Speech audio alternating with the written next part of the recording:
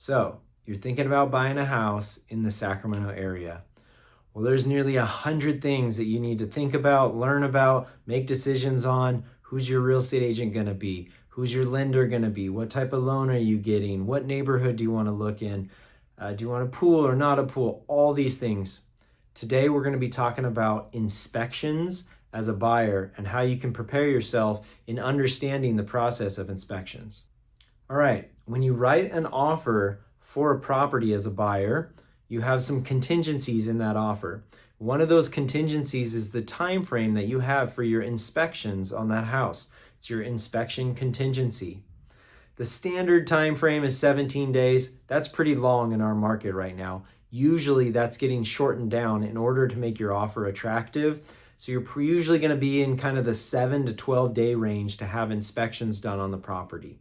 So you need to be ready to go when it's time to hurry up and order those inspections on that house.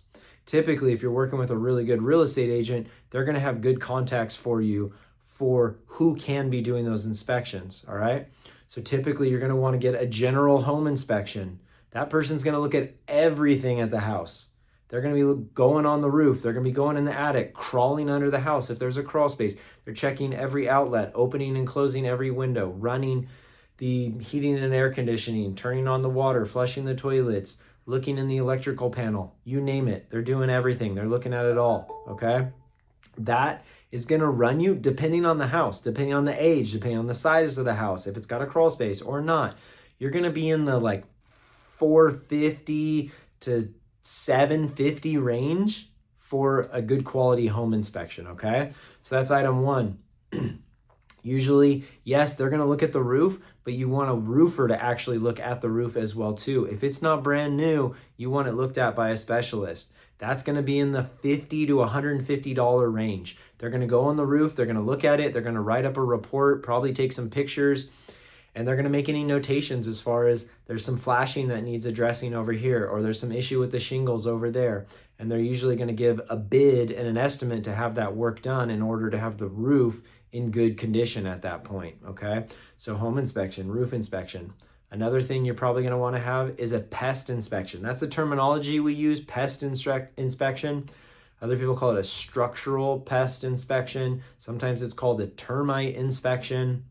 Whatever name you're giving it, that person is certified by the state. They're looking at the wood of the property. They're looking all around the house, inside of the house as well too. They're seeing if there's any damaged wood. So is there any dry rot? Are there any termites? Are there wood boring beetles? Are there any leaks going on in the plumbing that could be causing issues with the wood in the house as well too?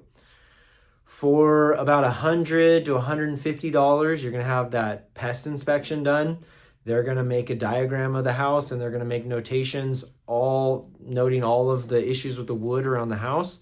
And they will also have a bid for the work to get rid of the dry rot on the property, the termites, anything like that. That typically is broken down into Section 1 items and Section 2 items. When it comes to real estate as buyers and sellers, we usually focus on just the Section 1 stuff. That's the more kind of serious things to look at and have looked at there, okay? So home, roof, pest. Next up, you definitely probably want to have a sewer inspection done. You need a good quality sewer inspection company. There are a couple of good ones and some really bad ones in the Sacramento area. And you're going to be looking at probably about $200 to $250 for sewer inspection. They're going to find the clean out and they're going to run a camera down the sewer line. They're going to figure out what type of pipe is it. Is it ABS? Is it cast iron? Is it transite? Is it Orangeburg? Those types of things. That's good information to know, especially if you're looking in East Sac at an older home. It could have Orangeburg piping as the sewer pipe, and that's basically made out of cardboard. So that's a good thing to know as a buyer. They're also going to see, okay, is there any tree roots coming into the line? Are there any low spots in the line? Are there any issues? All right. And they're going to make a camera recording of the video and make any notations of any problems or anything, and they'll give a bid for any work to be completed on that as well too. Those are definitely your 4 biggies. From there, you can go anywhere with it.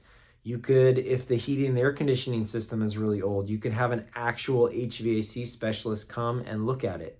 Yes, the home inspector is going to look at the HVAC system. They're going to run it. They're going to get readings, differentials, all that kind of stuff. But they are not a specialist. So if it's an older system, you might want to have an HVAC technician look at it. Same thing. They would give any recommendations of, hey, we need to replace this part over here, or the Freon needs to be charged, or whatever it might be. You could have an HVAC inspection. If it's got a pool, you can have a pool inspection. If it comes up that there's issues with, maybe you're worried about there's mold, the home inspector is pointing some things out. You could get kind of like a mold inspection as far as if there's any issues with things like that. It's endless beyond there, but those are the 4 main ones. You need to be prepared as a buyer to pay for those inspections. You are not required to do any inspections. If, however, you're spending $500,000 to $1 million on a house, it's pretty wise to spend a couple $1,000s on some good inspections so that you can know what's going on with the property. Also, the inspections are to give you knowledge, to give you information as a buyer. It is not something that's just you hand it over to the seller and say, hey, seller, make this house brand new again, fix every single thing here. No, it's to inform you what's going on with the house, and potentially, if there are a few things on there that are on the serious side, then yeah, as a buyer's agent, I'm going to be presenting what's called a request for repairs to the seller's agent and saying, hey, we found some dry rot, we found some issues with the roof, there's a few problems with the sewer line, a couple of safety issues on the home inspection. We would like you as a seller to address these issues, repair them. A lot of times sellers, they're usually going to be agreeable to give you a credit rather than do the repair. So essentially they're giving you money after close of escrow. You as the buyer can hire someone and have those items taken care of. And that's the way it works when it comes to inspections. That's how much it costs. And that's kind of the rough timeline that things usually are. So if you want to connect with me, maybe get more information about the buying process, you can check out my website, realestatewithdoug.com. Give me a call, text, or email. Look forward to talking to you soon, and clear skies.